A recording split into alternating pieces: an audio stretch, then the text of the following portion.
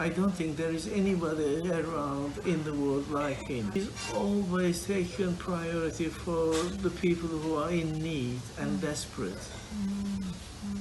Their health, their education, their housing, everything what an individual needs. Reinstate Mr. Jeremy Corbyn. It is a must. Jeremy should get the whip back in Parliament on behalf of the people in Islington, especially the senior people in Islington. We need this facility for Jeremy to speak on our behalf, not only for seniors, but all members of the Islington people. And look what he's doing, and what he's doing now, he never ever forget any person he need help. And one of the main things I like about this area is having Jeremy Corbyn as our local MP. I remember him on his bike, seeing him when I was in primary school. He was chatting with people. He was, you know, really not like one of those elitist, normal politicians. He really cares. And,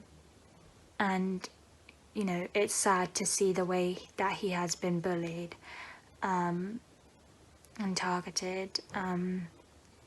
And, you know, he's helped so many people in my community, and, you know, it's time to reinstate Jeremy Corbyn. Jeremy's one individual MP who consistently increases majority time after time, and that's because he's caring for MP, wanting to help everyone. And obviously he became the leader and everything, and his popularity grew. You know, so many people joined Labour because of him, and that's why I want to see him back, you know, as a Labour MP. We are lucky as a community here in Islington to have Jeremy as our local MP. For many years, he was a strong supporter to all faith groups and communities. He's always there when we need him.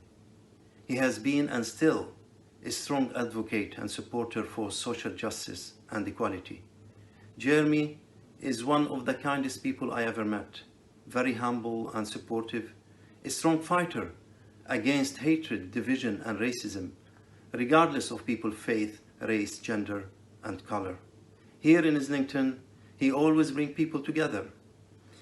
We still remember how he rallied in solidarity along with many others from the wider society outside Finsbury Park Mosque after someone tried to set it in fire. He loves the local people he serves, and people love him. Not only has he always been an absolutely tremendous constituent MP, he's also always stood up for the rights of Islington pensioners. He has attended all the meetings that we invite him to. He talks to us about everything that is going on. He discusses with us how we can take forward the important issues and needs of pensioners in Islington. And I cannot understand why the Labour Party has removed the whip from Jeremy Corbyn. I think they should restore the whip to him. It simply means that they've taken a decision to make sure that the rights of Islington constituents and the rights of Islington pensioners also are quite simply going to be ignored and set aside in Parliament. So please, can you make sure that the whip is restored to him and that we are able to go forward with our immensely principled and hardworking MP to stand up for our rights in Islington and to stand up for the rights of Islington pensioners in particular. I first met Jeremy in the 1980s when we shared a platform at a small anti-fascist demonstration just off Whitehall. An MP spending part of his weekend with grassroots campaigners. Nothing self-important about him, just another person conveying his support for the cause. And that issue has brought us together many times since then, and I want to mention two. The first was in 2016, the 80th anniversary of the Battle of Cable Street, a really proud moment in anti-fascist, Jewish and London history. He was our final speaker. It was his first outdoor public appearance after the gruelling and unnecessary leadership challenge. We anticipated a media circus would come, not there from anti-fascist commitment. We managed to whisk him into a union building that backed onto the rally venue.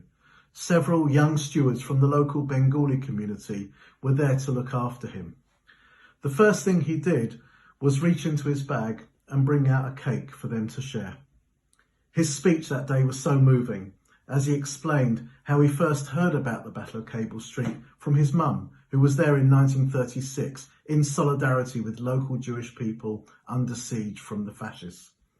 A few weeks after that, I began helping to lead annual educational visits to Auschwitz and Krakow in Poland for trade unionists and anti-racist activists. Each time, I asked Jeremy if he could text a short message that I could read out in Krakow, greeting the participants. I was nervous about doing that in 2019, right in the middle of the general election campaign, but he himself offered to make a video message. It was a very personal message, preparing the participants for the horror that they would encounter, based on his own private visits to Holocaust memorial sites in Poland, in the Czech Republic and Romania. Everyone knew this came from the heart, but that's Jeremy, always anti-racist, always anti-fascist. I remember an occasion when I was crossing Holloway Road and he came past in his bike and somebody grabbed his handlebars and said, "I need to talk to you." And he said, "Okay," and he got off his bike and wheeled it to the pavement and got into conversation with this guy. He's a classic example of what MPs should be, and I would like to see a couple of hundred of Jeremys in Parliament.